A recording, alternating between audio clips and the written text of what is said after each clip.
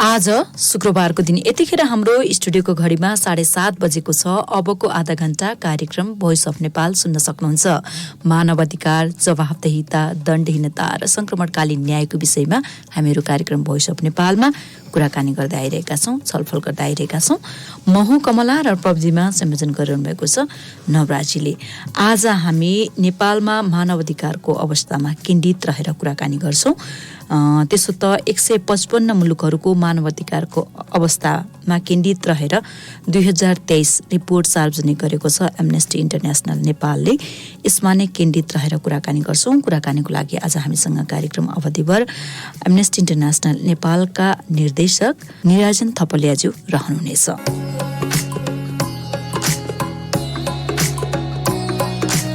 सन् 2023 मा विश्वका 155 देशको मानव अधिकारको अवस्थालाई चित्रण गर्ने प्रतिवेदनमा एमनेस्टी इन्टरनेसनल नेपालले सुरक्षा बलहरूले प्रदर्शनकारीहरूलाई तितर-बितर पार्न र पक्राउ गर्न अनावश्यक र अत्याधिक बलको प्रयोग गरेको उल्लेख गरेको छ। सन् 2023 मा कम्तीमा 4 जनाको मृत्यु भएको यो प्रतिवेदनमा उल्लेख गरिएको छ। काठमाडौँमा एक कार्यक्रमका बीच प्रतिवेदन सार्वजनिक गर्दै एमनेस्टी इन्टरनेसनल नेपालले मुख्यतः अभिव्यक्ति स्वतन्त्रता, भेला हुन पाउने स्वतन्त्रता, संक्रमणकालीन न्याय, यातना र अन्य दुर्व्यवहार, लैङ्गिक तथा जातीय विभेद एवं आर्थिक, सामाजिक र सांस्कृतिक अधिकारका विभिन्न विषयहरूमा टिप्पणी समेत गरेको छ। गएको बुधबार सार्वजनिक भएको प्रतिवेदनमा नेपालमा सुरक्षा बलहरूले सरकार र सत्तारूढ दलका राजनीतिज्ञहरूको आलोचना गर्ने व्यक्तिहरूलाई धरपकड गर्न जारी राखेको र प्रदर्शनकारीहरू विरुद्ध बारम्बार गैर कानुनी बल प्रयोग गरेको समेत प्रसङ्ग उठाएको छ। पूर्वपक्षका लागि थुनामा रहेकाहरूलाई यातना, दुर्व्यवहार जस्ता कार्य भएको समेत टिप्पणी गरेको छ भने दण्डहीनताको संस्कृति मौलाएको समेत उल्लेख गरेको छ। प्रतिवेदनले यातनाको अवस्थालाई अपराधीकरण गर्ने मुलुकी अपराध संहिता अनुरूप सन् 2023 को अन्त्यसम्म कुनै पनि सजाय नभएको कुरा समेत उल्ल्याएको छ। यातना र यातनाका कारण हिरासतमा मृत्यु भएका घटनाहरूको अनुसन्धान गर्न र अनुसन्धानका प्रतिवेदन सार्वजनिक गर्न अधिकारीहरू विफल रहेको समेत प्रतिवेदनको निष्कर्ष रहेको छ। सो प्रतिवेदन गत फागुनमा सरकारले द्वन्द्व पीडितहरूसँग पर्याप्त परामर्श नगरिकनै बेपत्ता पारिएका व्यक्तिहरूको छानबिन, सत्य निरूपण तथा मेलमिलाप आयोग ऐन 2071 लाई संशोधन गर्नका लागि विधेयक प्रस्तुत भएको र उक्त विधेयक अन्तर्राष्ट्रिय कानून अन्तर्गत केही अपराधहरूमा आरोपित पीडकहरूलाई अभियोजनबाट जोगाउने किसिमको देखिएको टिप्पणी समेत गरेको छ। लैङ्गिक न्यायको विषयमा भएका केही सुधारहरूलाई पनि एमनेस्टी इन्टरनेसनलले औँल्याएको छ। आज हामी यसैमा केन्द्रित रहेर एमनेस्टी इन्टरनेसनल नेपालका निर्देशक निराजन थपलियाज्यूसँग कुराकानी गर्न गइरहेका छौँ।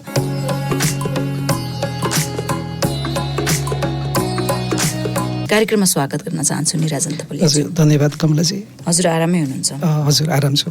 हजुर, यो अब 155 मुलुकको मानवाधिकारको अवस्थालाई चित्रण गरिएको प्रतिवेदन 2023 जुन तपाईँहरूले सार्वजनिक गर्नुभयो, विशेष गरी यसले औँल्याउन खोजेको मुद्दाहरू र यसलाई चाहिँ कसरी एड्रेस गर्नुपर्छ भनेर भन्ने प्रश्नतिर जानुभन्दा अगाडि चाहिँ यो रिपोर्ट चाहिँ केमा आधारित रहेर निष्कर्ष निकालिएको थियो, सुझाव दिएको थियो अथवा प्रतिवेदन निकालिएको थियो, त्यहाँबाट कुराकानी गरौँ। हजुर, हस्, धन्यवाद।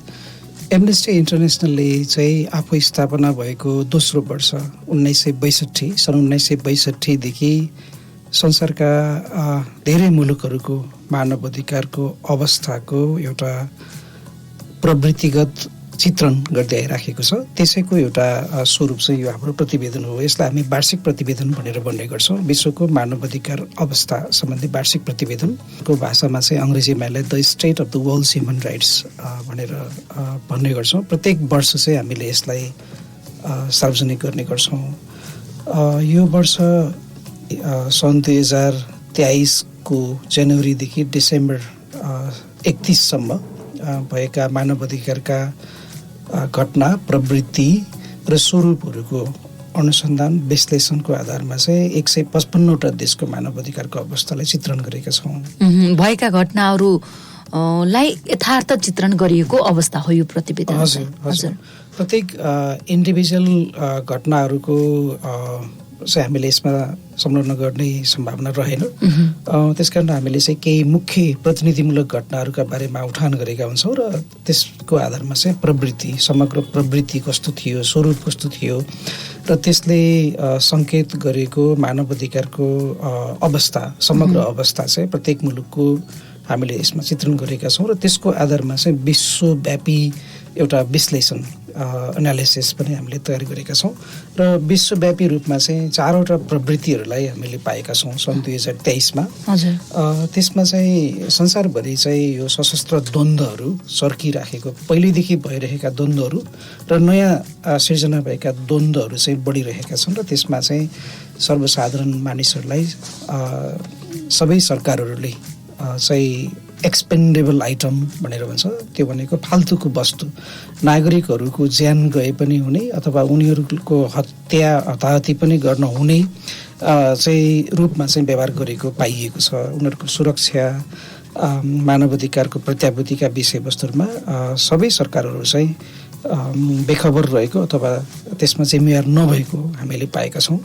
दोस्रो चाहिँ लैङ्गिक न्यायका सवालमा जे जति प्रगति भएको थियो संसारभरि विभिन्न मुलुकहरूमा, त्यसमा चाहिँ तपाईँको पश्चगमन भएको, खास गरी प्रतिघातहरू भएको चाहिँ हामीले पाएका छौँ। यो गर्भपतनको अधिकारमा पहुँचदेखि लिएर अरू विभिन्न तपाईँको सवालहरूमा समलिङ्गीहरूको चाहिँ वैवाहिक अधिकारको विषयदेखि लिएर पहिचानका मुद्दाहरूमा समेत विभिन्न देशहरूमा चाहिँ प्रतिघात भएको हामीले पाएका छौँ।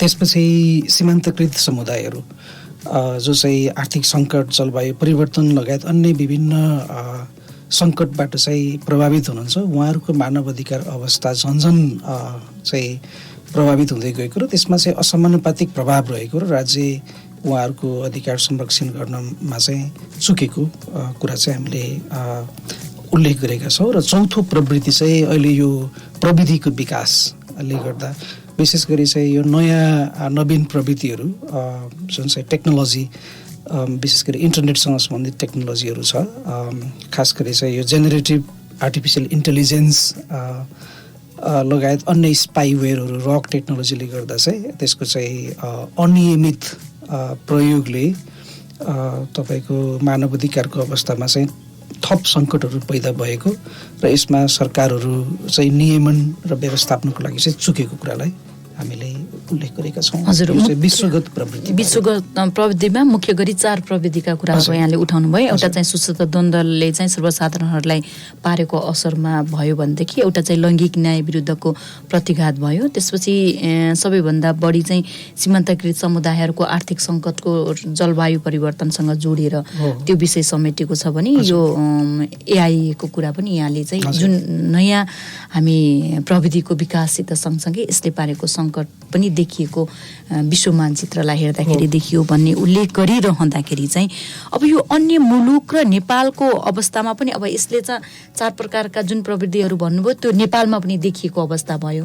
ती बाहेक चाहिँ अझ फरक चाहिँ यो छ भनेर जोड्नका लागि चाहिँ बढी मात्रामा कस्तो प्रवृत्ति चाहिँ हावी भएको हाम्रो परिप्रेक्ष्यमा देखिन्छ नेपालको सन्दर्भमा? हजुर, नेपालको सन्दर्भमा चाहिँ अब संविधानले मानव अधिकारका मौलिक हकका विषयवस्तुहरूलाई फराकिलो तरिकाले प्रत्याभूत गरेको छ।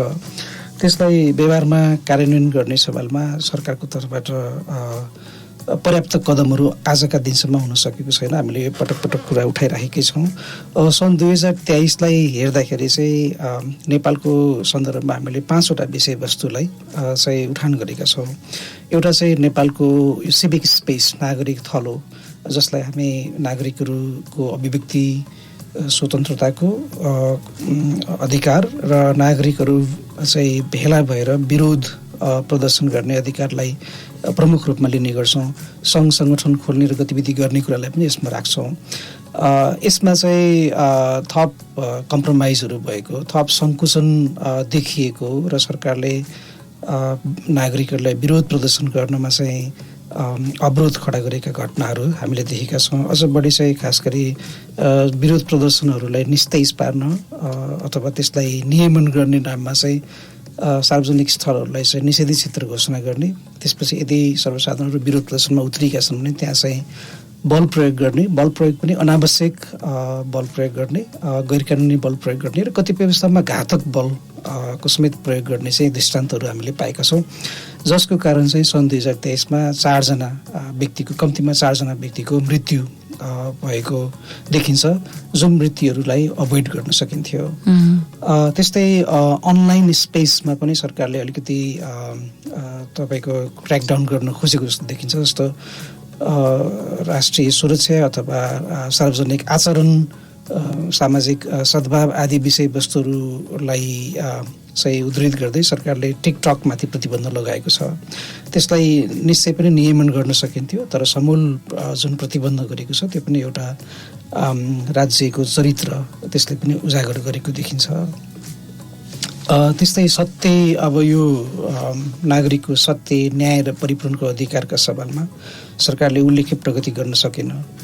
2वटा सङ्क्रमणकालीन न्यायका आयोगहरू छन्, त्यसले कुनै पनि प्रतिफल दिन सकेका छैनन्।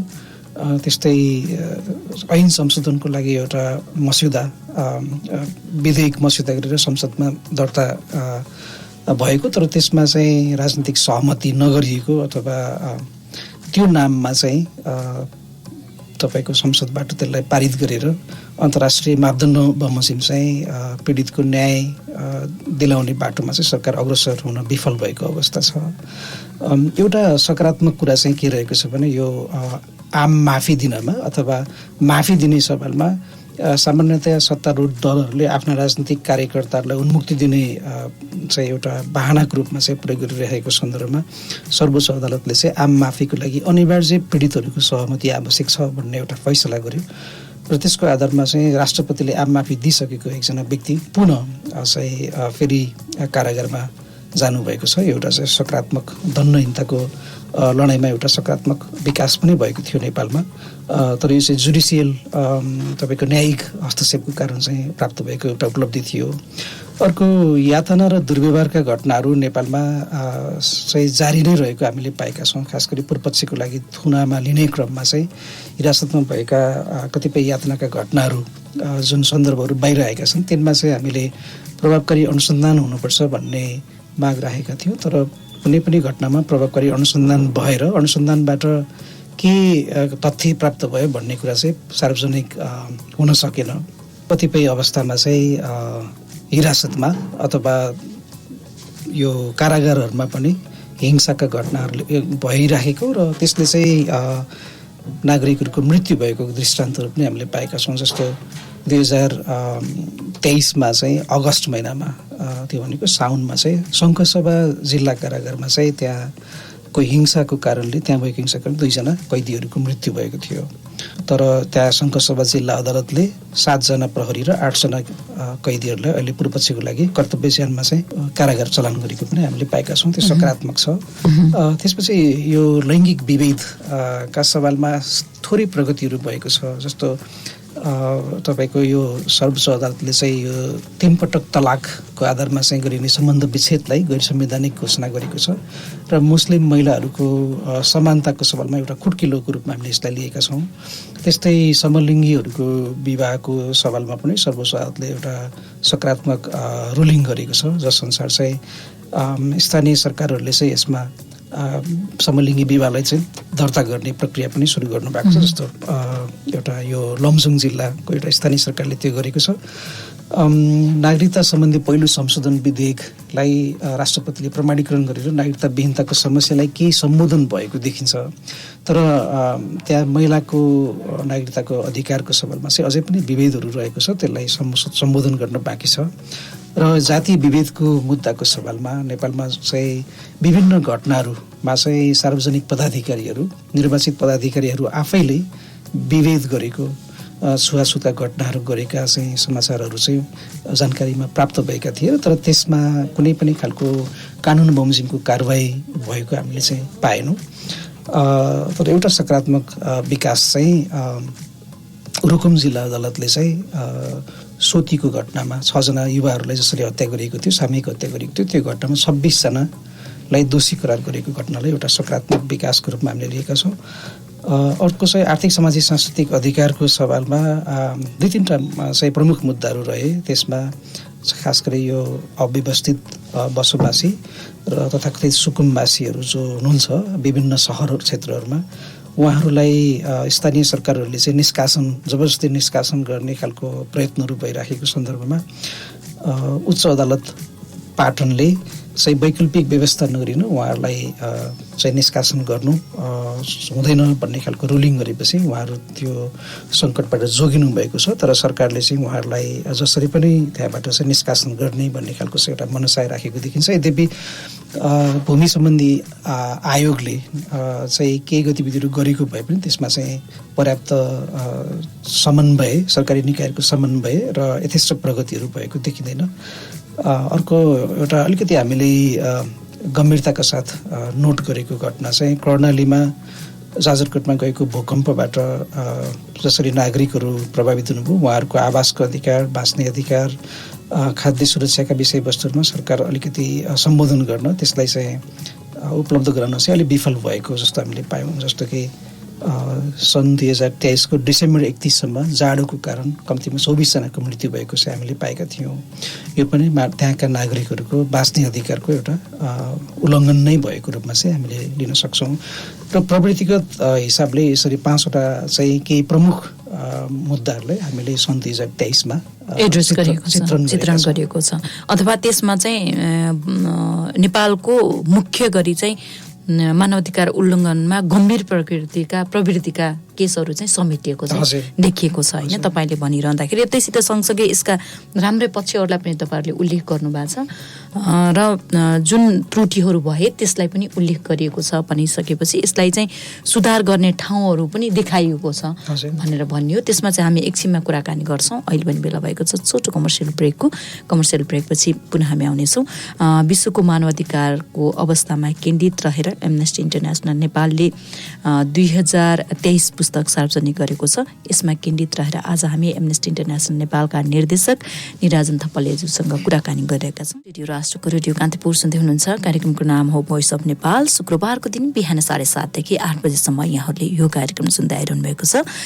यो कार्यक्रममा हामी मानवाधिकार, जवाफदेहिता, दण्डहीनता र सङ्क्रमणकालीन न्यायको विषयमा कुराकानी गर्दै आइरहेका छौँ, छलफल गर्दै आइरहेका छौँ। आज हामीले एमनेस्टी इन्टरनेसनल नेपालले विश्वको मानवाधिकारको अवस्था जुन पुस्तक 2023 सार्वजनिकरण गरेको छ, यसमा केन्द्रित रहेर एमनेस्टी इन्टरनेसनल नेपालका निर्देशक निराजन थपलियाज्यूसँग कुराकानी गरिरहेका छौँ। पुनः म स्वागत गर्न चाहन्छु निराजन थपलियाज्यू। हजुर, 155 मुलुकहरूको मानवाधिकारको अवस्था र त्यसमा पनि नेपालको मानवाधिकारको अवस्थामा केन्द्रित रहँदाखेरि जुन 5वटा प्रवृत्तिका घटनाहरूलाई उल्लेख गरेर यहाँले उदाहरणसहित दिनुभएको छ, यसका सकारात्मक पक्षहरूको पनि केही उल्लेख गरिएको छ र जहाँ चाहिँ गम्भीर प्रकृतिका मानवाधिकार उल्लङ्घनका घटनाहरू छन् त्यसलाई पनि उजागर गरिएको छ। भनेपछि अब सुधार्नका लागि चाहिँ कहाँनिर आवश्यकता छ भन्ने कुरा उल्लेख गर्दाखेरि चाहिँ के देखिन्छ?